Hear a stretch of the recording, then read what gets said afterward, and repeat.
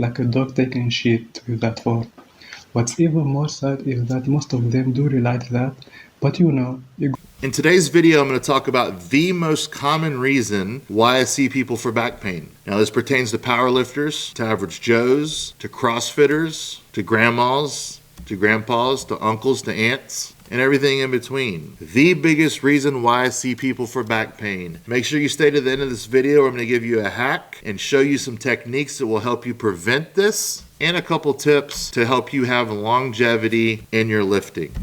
For those that don't know, my name is Brian Carroll. I live in Jacksonville, Florida. I'm a McGill Method certified provider, having powerlifted for over 21 years and ending on a high note of being the first person to squat over 1,300 pounds. I now work with people all over the world from both a virtual standpoint and in person here in Jacksonville, Florida, with injury, resilience, and performance enhancement. I'm not giving you medical advice. For more information, go to powerxstrength.com. Thank you so much. Enjoy this video. The most common reason why I see people for back pain is breaking form on the deadlift, off the floor, pitching forward with the shear load, with the compression, with the flexion, the bar getting out in front of you. As the moment arm becomes longer, it's more shear. When someone kicks out with the bar out in front of them on the deadlift, they pitch forward, they have that motion in their spine. There goes the disc bulge out the back. One time, I actually saw this guy at a meet in 2014. I was helping Scott Paltos up in Bethlehem, Pennsylvania at an RPS meet. There's a drunk guy that was in the warm-up room. He wandered in there. I guess he was watching someone that was competing that day, and someone left 315 pounds on the bar. And I saw this guy talking about wanting to pull it. He was drunk, a little wiry guy, probably weighed about 165. You couldn't tell this dude nothing. He probably was a professional alcoholic. He was used to doing dumb stuff all the time. Well, apparently he tried to stiff leg 315 and couldn't. He couldn't pick it up, and I heard a scream in the warm-up room.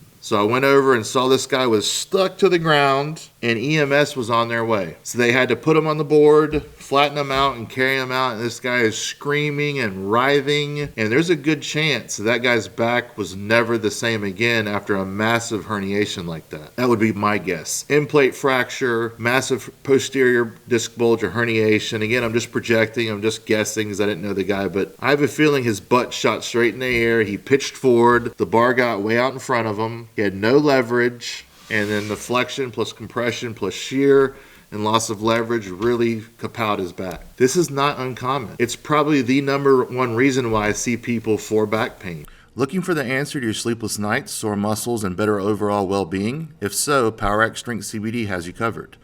All of our products are made of CBD isolate and have 0% THC, meaning there are no worries of failing a drug test or the worry of feeling high. With PowerX Strength CBD, we offer a wide range of products and payment options to ensure you have the option that best fits your needs.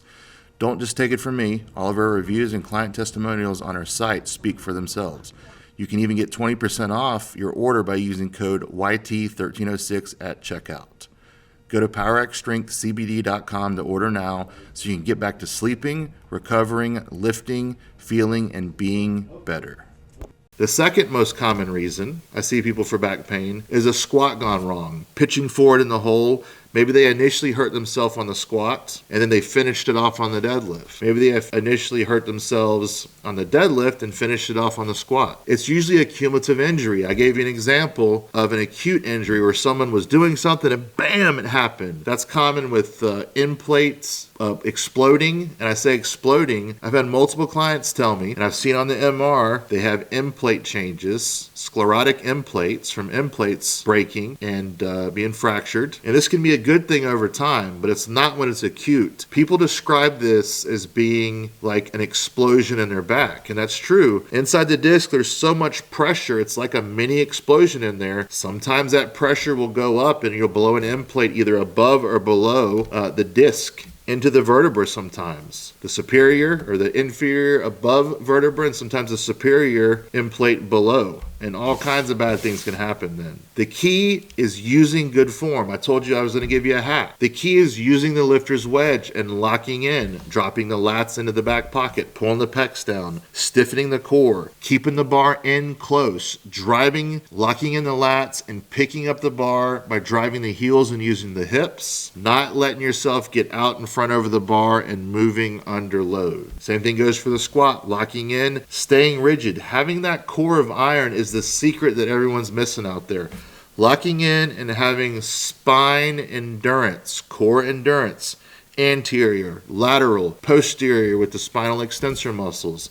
You've got to have it 360 degrees. Most of the people that I see here at PowerX Strength HQ are people that have broken form and haven't fixed it. They haven't built a core of iron. A lot of the time they can't even do a side plank. They're doing a bird dog and they're shaking all over the place. That is an indicator of a weak core without endurance. How are you going to stay solidified and locked in if you can't even do a side plank or a bird dog or a front plank or anything like that? So the most common reason is flexion plus compression and the shear load with the bar out in front. That's the most common mechanism for people that I see for back pain, regardless if they're a professional or not. They usually don't have a very good core. They have poor core training regimens that go along with that bad form. But by far, form is the biggest reason on the deadlift, number one, and secondarily with the axial compression and such on the squat. The squat is number two. So make sure your form is locked in. Everyone's form is going to look different from person to person. We're going to put up two different types of squatters here. That one's a wider stance squatter, different form. One's a closer stance squatter, different form. Same thing for the deadlift. We have some people that pull sumo. We have some people that pull conventional with a closer stance. You have to make the most of your anatomy and your injury history and your lifting age. There's so many things you have to consider that amateurs out there that are coaching and assessing and so-called doing programs for people and building lifts and rebuilding backs.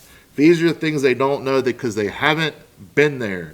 They haven't been doing it for a long time. They're just a cookie cutter repeat that is absolutely worthless to the community. Avoid people like this. Hope you enjoyed today's video. Remember, like, subscribe, share, click the notifications because we drop videos twice a week. We also have a live stream every Friday where I answer your questions. Click below to see the latest video that we uploaded. Also, for our products, our CBD, our books that correspond with these videos, it's down in the description. For more information about all things Brian Carroll and PowerX Strength, go to powerxstrength.com. You can book a consult both virtually and in person with me.